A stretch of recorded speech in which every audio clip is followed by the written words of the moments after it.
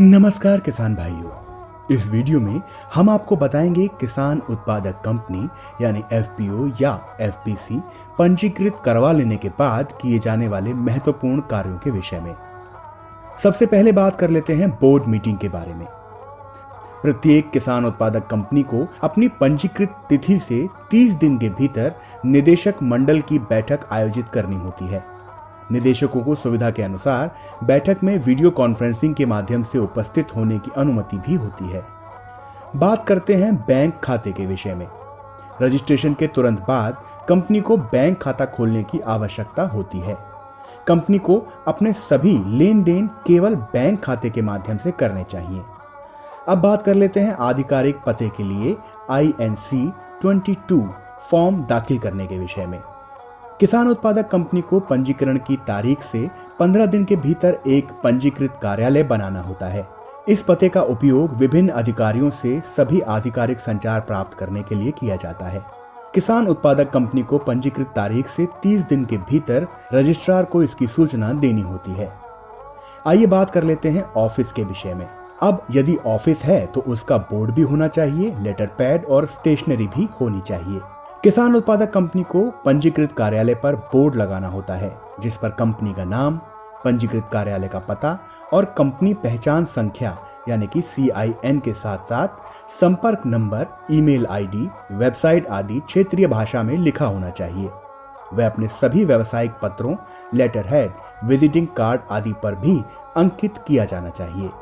अब बात करते हैं ऑडिटर यानी लेखा परीक्षक ई फॉर्म ADT 1 दाखिल करने के विषय में। कंपनी के पंजीकृत होने के 30 दिनों के भीतर बोर्ड ऑफ डायरेक्टर्स द्वारा ऑडिटर को नियुक्त करने की आवश्यकता होती है। असफल होने पर सदस्यों को 90 दिन के भीतर एक विशेष बैठक में ऑडिटर की नियुक्ति करनी होती है। पहले ऑडिटर का कार्यकाल पहली वार्षिक आम बैठक के समापन तक रहता है। निदेशकों द्वारा अपनी रुचि या कार्य बताना जो MBP 1 फॉर्म दाखिल कर करना होता है।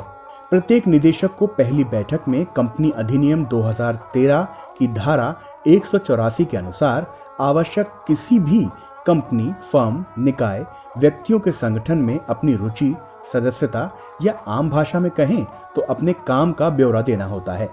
इस ब्यौरे में कोई भी परिवर्तन उसी समय पर बोर्ड को सूचित किया जा सकता है। आइए बात कर लेते हैं कानूनी रजिस्टर यानी MGT 1 और SH2 की तैयारी के विषय में। कंपनी के पंजीकृत कार्यालय में जरूरी रजिस्टरों, MGM register, share holder register आदि को बनाए रखने की आवश्यकता होती है, जिसे निर्धारित प्रपत्र में बनाए रखना होता है, जिससे कंपनी दंड के अधीन आती है। आइए अब बात कर लेते हैं शेयर प्रमाण पत्र की तैयारी और प्रिंटिंग यानी फॉर्म SH1 की तैयारी के विषय में। शेयर प्रमाण पत्र पंजीकृत की तारीख से 60 दिनों के भीतर प्रत्येक शेयर धारक को जारी किया जाता है। आइए बात कर लेते हैं खातों के हिसाब रखने के विषय में। प्रत्येक किसान उत्पादक कंपनी को खातों की उचित पुस्तकें जैसे कि बिक्री रजिस्टर, खरीद रजिस्टर, नकदी रजिस्टर को बनाए रखने की आवश्यकता होती है, जो कंपनी के मामलों की स्थिति की निष्पक्ष दृष्टिकोण को दर्शाता है। लेखा पुस्तकों में हमेशा दोहरी एंट्री प्रणाली, जिसे अकाउंट की भाषा में डबल एंट्री सिस्टम कहा जाता है, उसका पालन किया जाना चाहिए और मूल्यांकन आकस्मिक आधार पर किया जाना आवश्यक होता है। आइए बात करते हैं व्यवसाय प्रमाण पत्र जारी करने यानी ई फॉर्म INC 20A दाखिल करने के विषय में।